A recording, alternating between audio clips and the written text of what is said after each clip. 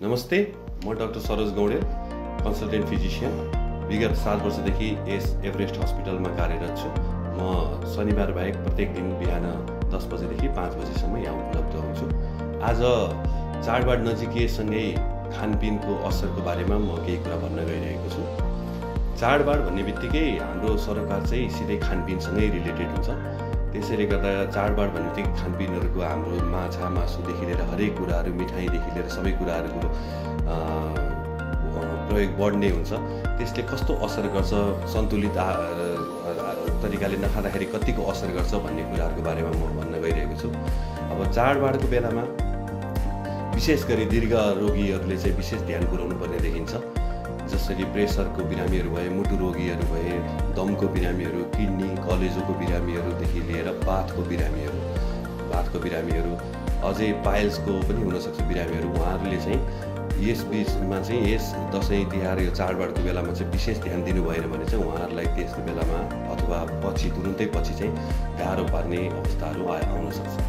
जस्तो यो अब सामान्य कुराहरूबाट सुरु गर्दाखेरि अब युरिक एसिडहरू अब खानपानमा चाहिँ धेरै मासु प्रोटिनयुक्त खानेकुराहरूको मात्रै प्रयोग बढी भयो, त्यसमा फाइबरहरूको कमीहरू भयो भने, सन्तुलित भएन भने, पानीको मात्रा कम भयो भने त्यसले युरिक एसिडहरू बढाउनेदेखि लिएर बाथको समस्याहरूलाई अझै जटिल बनाउँदै लानेदेखि लिएर अब माछा मासुहरूमा बढी जोड दिँदा त्यसमा नुनहरूको प्रयोग धेरै भएको कारणले गर्दाखेरि प्रेसरहरू बढ्नेदेखि लिएर सुगर बढ्ने धेरै समस्याहरू आउन सक्छ। त्यसैले गर्दाखेरि चाहिँ खानेकुरा खाँदाखेरि सन्तुलित तरिकाले खानु पर्यो।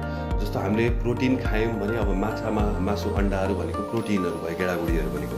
हामीले प्रोटिन जब हाम्रो कन्जम्सन छ भने त्यसमा पानीको मात्रा बढाउनु पर्यो र सँगसँगै चाहिँ सागपात र फलफुलहरूको पनि प्रयोग बढाउनु पर्यो ताकि त्यसले सन्तुलित होस्, फाइबर पनि पुगोस्, पानी पनि पुगोस् र प्रोटिनको मात्रा पनि धेरै हुन नपाओस्।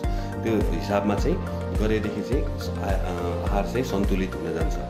र विशेष गरी अब यो बाथको बिरामीहरूले, किडनी र लिभरको बिरामीहरूले चाहिँ सकभर चाडबाड भए पनि प्रोटिनको मात्रा जुन चाहिँ मासु गेडागुडीहरू हुन्छ यिनीहरूको मात्रा घटाउँदा नै बेस हुन्छ, किनकि पछि त्यसले चाहिँ पछि गएर समस्याहरू हुनसक्छ। त्यसैले अब हामीले चाहिँ एउटा कुरा सबैभन्दा मुख्य कुरा ध्यान दिनुपर्ने, चाडबाडमा हाम्रो बिदा हुन्छ। त्यसले गर्दा हामीसँग समय हुने भएकोले कसरत गर्नु पर्यो, व्यायाम चाहिँ छुटाउनु भएन, व्यायाम बरु बढाउनु पर्यो। अरू बेला गरेको भन्दा यसमा सजिलो भएको कारणले गर्दाखेरि व्यायाम अलिकति बढाउनु पर्यो, पानीको मात्रा बढाउनु पर्यो र मदिराहरूको सेवनहरू सकभर नगर्ने र गर्नै परेमा पनि एकदमै कम गर्ने र खालि प्रोटिनयुक्त खानेकुराहरू